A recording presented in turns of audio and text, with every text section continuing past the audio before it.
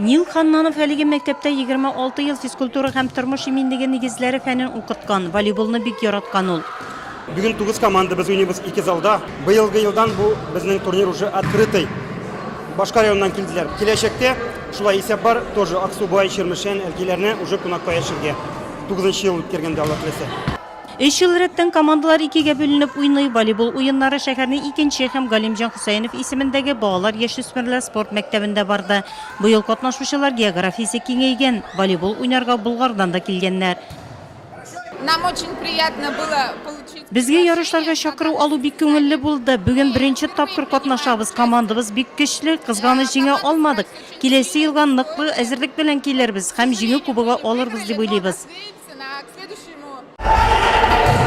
Командалар яхшы әзерләнгәннәр. Ярым финалга 4 команда шәһәрнең 2нче мәктәбе Нурлат гимназиясе, балалар яшүсмерләр спорт һәм 9нчы мәктәпләр чыкты.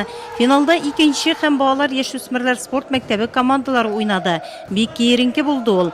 Шәһәрнең 2нче мәктәбе укытучыларының волейбол командасы үзләрен көчле уенчылар буларак күрсәтте.